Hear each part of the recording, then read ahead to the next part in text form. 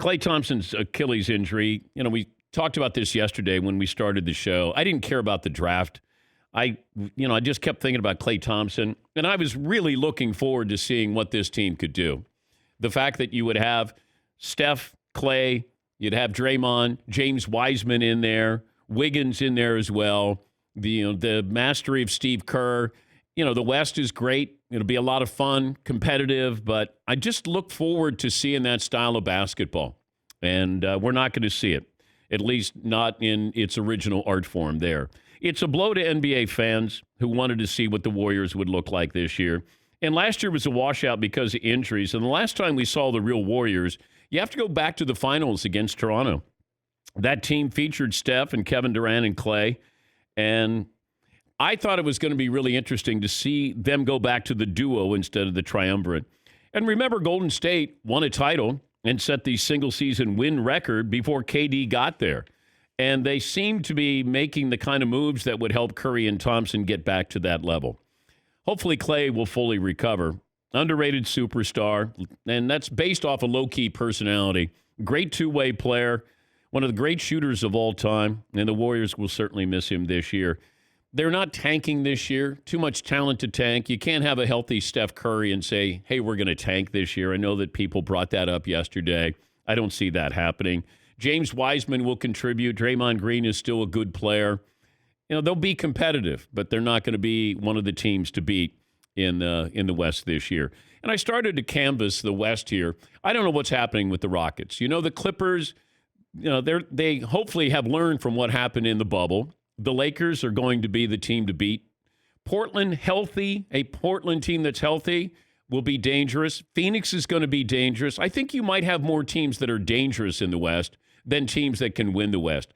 Denver, to me, will border on being the team to beat in the West, but they're going to be a dangerous team again. But you have to look at that regular season and just attrition, where you're just trying to keep pace. And what is your seeding going to be when you get to the playoffs? And then you start to look at the East. I mean, the East is going to be really competitive as well. We have Miami. We know what Miami is. I don't know if they make any moves. Free agency starts today. Boston Celtics are going to lose Gordon Hayward. And when I saw the headline, Gordon Hayward opts out of $34 million with the Celtics. And I thought, okay, he must know something, because $34 million, Gordon Hayward, I was really surprised at that, because, and maybe he's going to the Hawks, maybe he's going to the Knicks, maybe he wants to sort of reestablish himself as the best player on his team. Now, that's not going to happen with the Hawks. It might happen with the Knicks. But you're making $34 million, and you decided, okay, I don't want $34 million. I think he's got something that's going to be a little bit more longer term, maybe not as much money up front. He's 17 points a game, came back from the devastating injury, and he's a good player. He's not a great player. He's a good player. He's not a franchise player.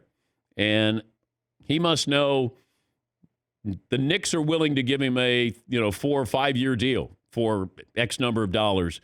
Maybe Boston wasn't going to be willing to give that to him, and he started to look around and go, you know what, they're building around Kemba and Jaylen Brown and, of course, Jason Tatum, and maybe I don't fit into the picture here. Celtics have always talked about a trade. They always talk about trades. They don't always pull off a trade, and I saw a report where the Celtics were saying that they looked at James Harden, but then they were scared off by a Western Conference source that that's not the best move for the Celtics. So there's some bad feelings about bringing in somebody like James Harden. James Harden with the Celtics? I don't get it. But what's going on with the 76ers? I love what they did with their roster. I don't know if they're preparing their roster to make a trade. The feeling I got was you're going to be able to bring in some pieces, and then you're going to be able to make a move. Or they're bringing in these pieces to make a move. I'm not quite sure, but what Daryl Morey has already done, he earned Executive of the Year with getting rid of contracts, bringing in some shooters here, brought in Doc Rivers as well. So Philadelphia is going to ride it right now with Ben Simmons and Joel Embiid. Toronto, if they re-sign Fred VanVleet, they're going to be there as well. So you're going to have some teams, obviously with Milwaukee. Is Milwaukee going to do anything more? They lost Bogdanovich. Are Are they going to try to supplement that with somebody else? There's a whole lot of movement going on with the NBA, and it's great to see. It's fun. All right, McLevin, you got a poll question for me today. Do you think Steph Curry will ever win another NBA title? Are they going to be able to put this together?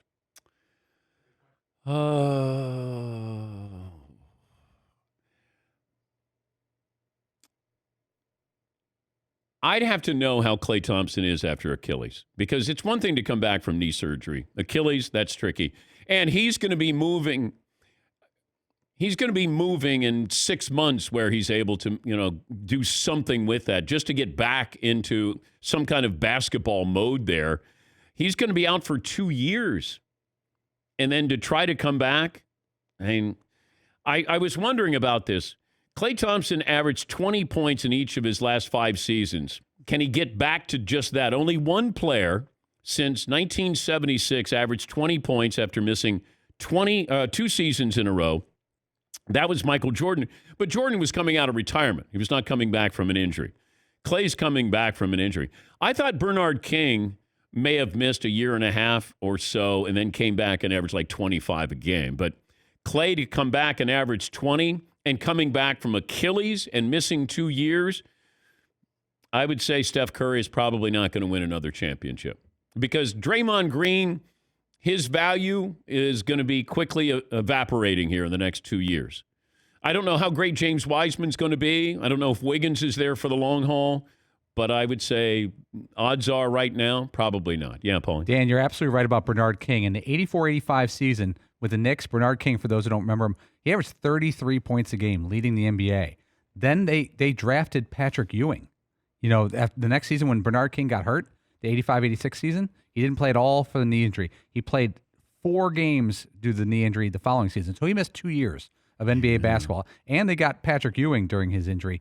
He went on average when he came back 17, 21, 22, and then 28 points per game. That's a guy who came back from injury to kind of reclaim himself.